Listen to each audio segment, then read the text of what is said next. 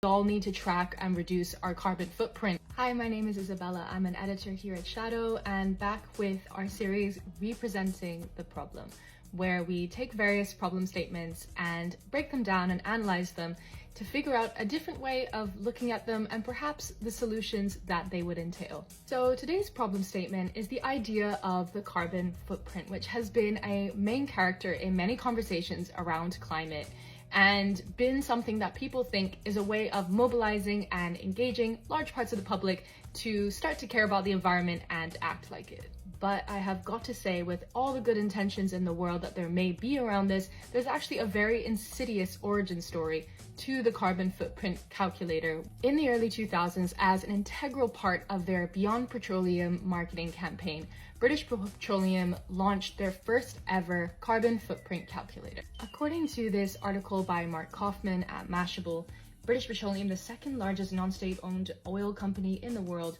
with tens of thousands of gas and service stations worldwide, hired the public relations professionals Ogilvy and Mather to promote the slant that climate change is not the fault of an oil giant, but that of individuals. Now, the idea behind this carbon footprint calculator was that it would help individuals assess how their daily actions, such as how they traveled, how they ate, how they shopped, affected the climate. And as a result, it shifted the narrative in the public away from the role of the fossil fuel industry and more so the individual consumer choices of regular people in bringing about climate change. And before we knew it, the climate footprint calculator was everywhere, on every website, newspaper.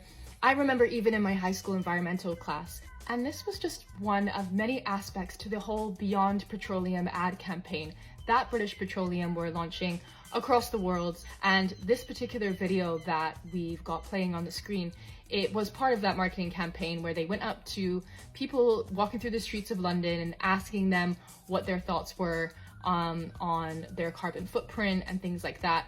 When asked whether or not they worried about climate change, often respondents started with the words I or we, which was actually a big part of the linguistic shift behind this whole campaign.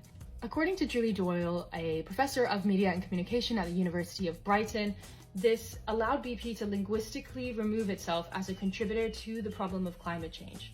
And I can't accentuate this enough. This is not just a greenwashing tactic. This is not just a marketing campaign to allow BP to keep growing and sustaining itself as a business, but it also obscures the systemic roots of climate change, be they imperialism, militarism, capitalism, and so forth, and the very central role that companies like BP play in perpetuating those dominating systems. So when returning to this problem statement of we all need to track and reduce our carbon footprint, we see the carbon footprint calculator for what it is, a piece of greenwashing propaganda. The real problem here is misidentifying consumer choices as the largest contributing factor to environmental degradation and the main approach we should take towards changing things on a large scale. What we should be asking ourselves is, what is this distracting us from?